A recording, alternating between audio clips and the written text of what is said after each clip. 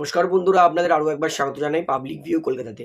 বন্ধুরা, Mohun Bagan versus east Bengal Kolkata ডার্বির এই গুরুত্বপূর্ণ ম্যাচ, সিজনের প্রথম ম্যাচই ডার্বি। এই ম্যাচটা কোন দল জিততে পারে, দুই দলের প্লেইং ইলেভেন কী হবে, শক্তি দুর্বলতা কী হবে, দুই দলের নতুন কোচ, সেই নতুন কোচের পরিকল্পনা কী হবে, কোন দল জেতার মতো ফেভারিটস, সমস্তটা কিন্তু পুরো ডিটেলসে আপনাদের জানাবো। তাই বলতেই পারি ভিডিওটা গুরুত্বপূর্ণ হবে, শেষ পর্যন্ত দেখবেন। এবং যারা চ্যানেল নতুন সবাইকে একটা অনুরোধ করে রাখবো, যেহেতু এইখানে আপনারা খেলার সমস্ত রকম আপডেটস পেয়ে যাবেন, তারা অবশ্যই পাবলিক ভিউ কলকাতা চ্যানেলটিকে সাবস্ক্রাইব করে বেল আইকন প্রেস স্ক্রল করে রাখবেন। তাহলে বন্ধুরা, সবার প্রথমে বলি, মোহনবাগান ভার্সেস ইস্ট বেঙ্গল সিজনের প্রথম ম্যাচ, প্রথম ডার্বি ডুরান্ড কাপের, এই ম্যাচটা খেলা হবে 25শে জুলাই, অর্থাৎ সামনের শনিবার দিন বিকেল 5টা থেকে যুবভারতী ক্রীড়াঙ্গন অর্থাৎ সল্টলেক স্টেডিয়ামে। ম্যাচটা আমরা টিভিতে লাইভ দেখতে পারবো সোনি স্পোর্টস নেটওয়ার্কে, এবং মোবাইলে দেখতে পারবো সোনি লিভ অ্যাপ্লিকেশানে। অর্থাৎ সোনি স্পোর্টস নেটওয়ার্ক আর সোনি লিভে কিন্তু এই ডুরান্ড কাপটা লাইভ দেখাবে। সোনি লিভে সাবস্ক্রিপশন চার্জ 400 টাকা, দ্যাটস ইট। তো এবারে যদি বলি head to head, Mohun Bagan versus east Bengal, তাদের মোট head to head 408 bar overall কম্পিটিশনে মুখোমুখি হয়েছে, যেখানে ইস্ট বেঙ্গল জিতেছে 144 বার 144, মোহনবাগান জিতেছে 134 বার 134, এবং 130টা ডার্বি ড্র হয়েছে। অর্থাৎ ওভারঅল কিন্তু ডার্বিতে ইস্ট বেঙ্গল 10টা বেশি জিতে আছে। ডুরান্ড কাপ যদি ধরি, ডুরান্ড কাপে মোট ডার্বি হয়েছে 23 বার, যেখানে ইস্ট বেঙ্গল জিতেছে 10 বার, মোহনবাগান জিতেছে 8 বার, আর 5 বার ড্র হয়েছে। অর্থাৎ ডুরান্টের ডার্বিতেও কিন্তু ইস্ট বেঙ্গল 10-8 অর্থাৎ দুটো ডার্বি বেশি জিতে আছে। এবং লাস্ট 3টে ডার্বি যদি ধরি, লাস্ট 3টে ডার্বিতে কিন্তু মোহনবাগান জিতেছে 1 বার, যেটা ডুরান্ড কাপ ফাইনাল ছিল, আর ইস্ট বেঙ্গল জিতেছে 2 বার, এবং লাস্ট বার কিন্তু কোয়ার্টার ফাইনালে 2-1 ইস্ট বেঙ্গল মোহনবাগানকে হারিয়েছিল। অর্থাৎ লাস্ট ডুরান্ড ডার্বিটা কিন্তু ইস্ট বেঙ্গল 2-1 জিতে আছে।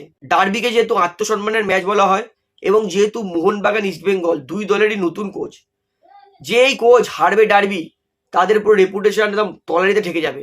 আর যেই কোচ জিতবে, সে সমর্থকদের কিন্তু সঙ্গে সঙ্গে নয়নের মণি হয়ে যাবে। মোহনবাগান তাদের নতুন কোচ পেনেগাটিস ডেম্পেরিস, ইস্ট বেঙ্গলের নতুন কোচ অ্যান্টোনিও লোপেজ হাভাস। হাভাসের একটা দারুণ রেকর্ড আছে, হাভাস আজ পর্যন্ত কোনো দিন ডার্বি হারিনি। হাভাসের ডার্বির হারার রেকর্ড 0। অর্থাৎ এইবার হাভাস ইস্ট বেঙ্গল দলের কোচ গেছে, তো দেখা যাক হাভাস তার এই ডার্বিতে যে অপরাজিত সেটার রেকর্ড কন্টিনিউ করে যেতে পারে কিনা। দুই দলই ভালো কোচ, পোটেনশিয়াল আছে। তো ওভারঅল কোচের দিক থেকে কিন্তু ট্যাকটিসে কোনো খামতি থাকবে না, এতে কোনো সন্দেহ নেই।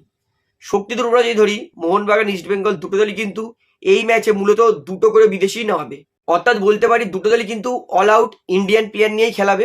তো প্রথম ম্যাচ যেহেতু, তাই দুটো দলের কিন্তু কি দুর্বলতা হতে পারে সেটা আসছি না, সরাসরি প্লেইং ইলেভেনে আসছি।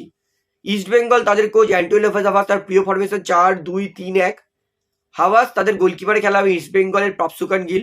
চারের ডিফেন্স, রাইট ব্যাকে থাকবে বরিস সিং। হাভাস কিন্তু বরিসকে এটিকে রেখে তুলেছিল, হাভাসের খুবই পছন্দের প্লেয়ার। লেফট ব্যাকে থাকবে জয় গুপ্তা। দুটো সেন্টার ব্যাক, একটা থাকবে আনোয়ার আলী এবং তার পাশাপাশি লাল চুনুঙ্গা।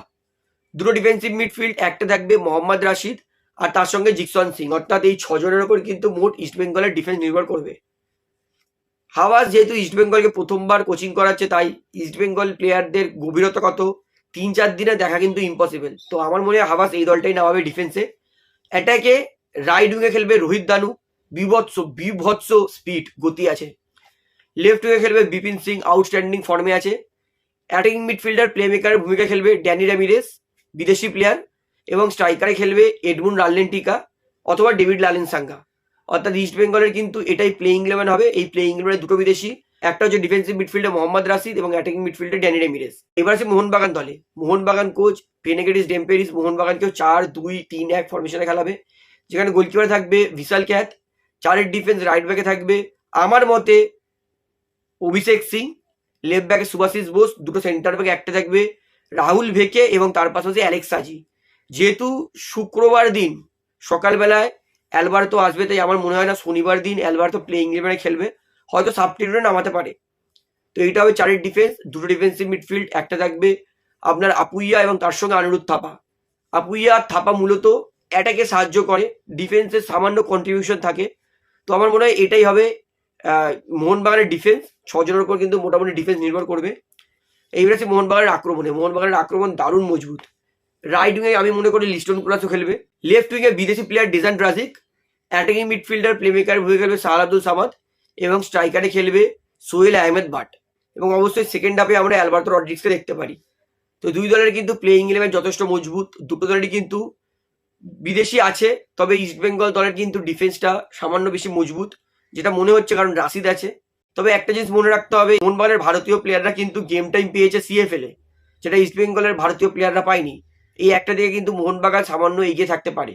ওভারঅল দুই দলই কিন্তু এক্সেপশনাল খেলবে, কোন দল জিতবে কোন দল হারবে বলাটা মুশকিল। তাই আমি যাচ্ছি যে এই ম্যাচটা কিন্তু ড্র হতে পারে, এর সম্ভাবনা কিন্তু প্রচুর আছে। তো আমার মতে এই ম্যাচটা কিন্তু ড্র হওয়ার সম্ভাবনা বেশি, কারণ সিজনের প্রথম ম্যাচ। আপনার কি মনে হয় এই ম্যাচটা কোন দল জিতবে সেটা আমাকে কমেন্টে জানাবেন। তো ভিডিওটা এখানে শেষ করছি, আশা করি ভালো লাগলে। তো ভিডিওটি ভালো লাগলে অবশ্যই লাইক করুন, কমেন্ট করুন, শেয়ার করুন এবং চ্যানেলটি সকলকে অনুরোধ করে রাখবো, যেহেতু এখানে আপনারা খেলার সমস্ত রকম আপডেটস পেয়ে যাবেন। তারা অবশ্যই পাবলিক ভিউ কলকাতা চ্যানেলটিকে সাবস্ক্রাইব করে বেল আইকন প্রেস করে অল করে রাখবেন। ধন্যবাদ।